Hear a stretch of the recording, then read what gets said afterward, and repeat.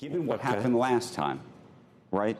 And maybe you'll say it's not possible, but it is possible that we get to a point in this country where people do not believe election results at all, and that he remains either in the position himself or his family members do, or something happens in some way that people don't understand because people don't believe it. What do you think? What do you think? Honestly, what do you think the chances of this are? You guys make me feel like a divorced child here. So all right, go ahead. Why don't you? You make a statement that, true, people out there could not believe in elections, but why do you phrase it just for one side? I mean, if you went back an election you haven't seen the show? To George Bush, people didn't believe. So what we have a real challenge here is each side gets angry when they lose. So what you really need to do is just bring the accountability into, so there's trust in elections. No. But the difference is that when Al Gore stepped aside eventually because he knew that and would say that he cared more about the country than he cared, not till the Supreme Court, moving forward. Not till the Supreme Court. But he didn't persist. He did for 48 days.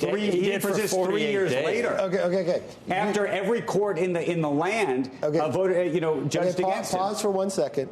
Both candidates running for president are going to the border. We're debating something that's not going to be the top debate that's going through. It's a big issue, but the border is the #1 issue in Iowa, in New Hampshire, and South Carolina. You got two people who were president are running and going down to the border on the exact same day. Biden's going for the first time in over a year. 2.5 million people have come across that border.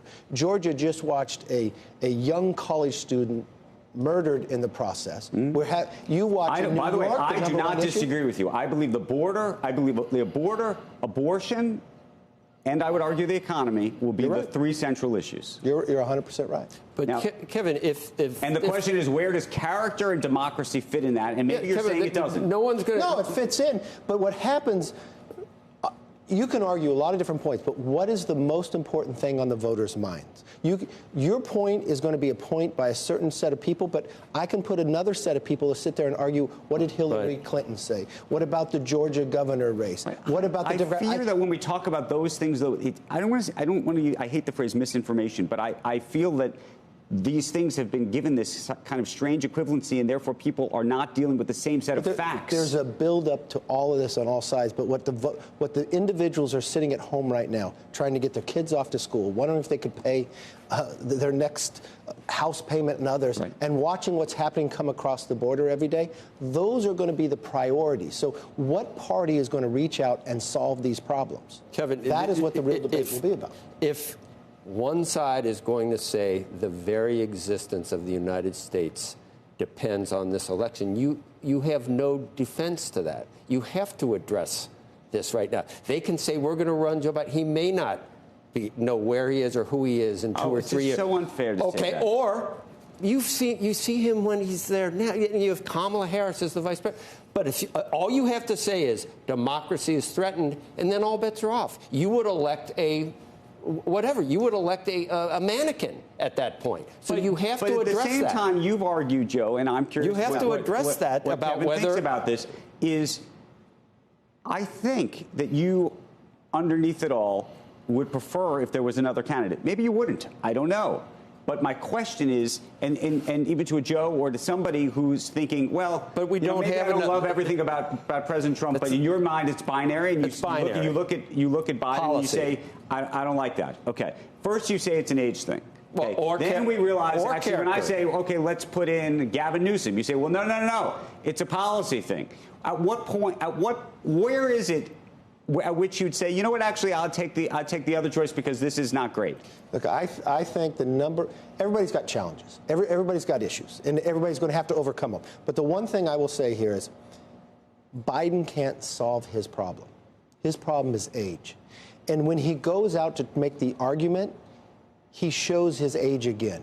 You know, Assisi is not president of Mexico. And so I don't see how he's going to change that. But how does Trump solve his problem?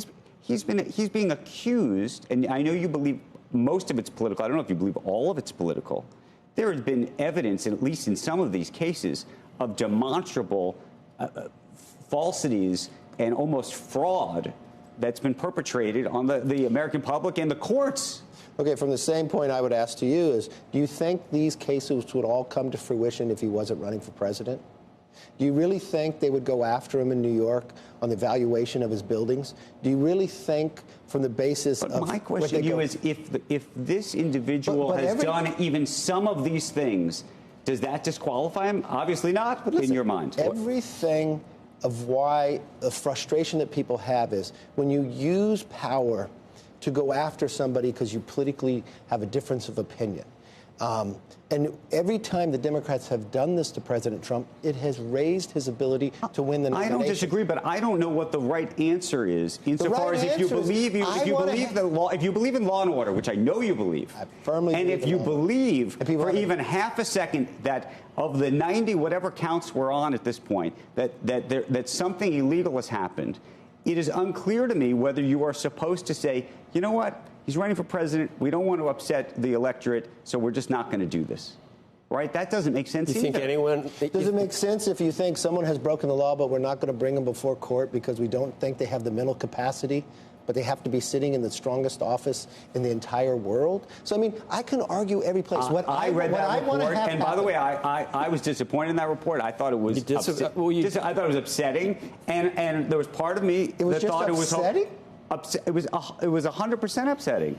Okay, because but here this was is the point. Here, I felt we're a country that is going to have to tell our elderly father we're going to take the keys away from him. But the problem is he is the leader of the free world. So you can't sit back and say it's just upsetting. I personally have been in situations where I walked out, not telling the press what has transpired, but was deeply upset as an American of what I saw just transpire, just hoping that he doesn't have any interaction with another world leader with the interaction that I just had with him. So, yes, there is a real concern here, and I think that would be on top of everything else, because he's at a PowerPoint right now. And I've watched it day in and day out. If he has to walk down to something, I worry about it. Look, that is a sign I'm not going to dissuade you or anybody else or myself that he's older and looks older and acts older. Look, There's no question. But then I see him on Seth Meyers, and he doesn't seem to be. He seems to be completely with the program. That was no. Listen, I want to have happen is something that hasn't happened in the last two elections for president. I want it to be about the future of America. Let's have an election about issues. Okay, but then the question is, you would argue that neither of these candidates are about the future of America. They're both about things that have nothing to do with that. I don't get to anoint who the nominees are, but I get to participate in the system. And that's why that is the idea of a republic and a democracy. That is our opportunity. So we are a microcosm of society. So we reflect what's happening out there, right? We've got a major debt problem that's going to hit a wall that no one's debating about. We've got a border crisis that's happening that we're seeing. We've got fentanyl coming across. It's the #1 killer of our youth. Not the people on the streets, but the elite kids that are sitting in the biggest colleges in America today from the wealthiest university families are dying and waking up. You've got an economy that you're worried about where it's going to go. You've got an energy crisis happening. All this can be solved if we work together. But the challenge is we're continuing dividing. There's differences between your two, but there's a place in the middle that I think both of you love the country that we could find the right policy. I wouldn't tell you that all those things aren't happening, and they are. The big question I'd ask, we talk about the economy and business here at the table. If it's as bad as you say it is, and maybe it is, and I don't know, maybe you think the stock market is not reflective of things, but I remember when the Trump bump was happening, people said, oh my goodness, it's the Trump bump. The Trump economy is doing marvelous things. And Democrats said the stock market has nothing to do with the state of the country, and now it's on the other side. So what about it? Okay, let me give you reality. You guys work the upcoming data. Very important. Great opportunities. But you know what America wakes up to? Could I go buy a house? It's the dream. It's the American dream. And they look at the interest rates, much different than they have before, and they're saying no. People wonder, could I go buy a bigger house? No, I'm locked into the one I have now because of the interest rates. That's the economy they look at. That's what they wake up in the morning before they turn on Squawk.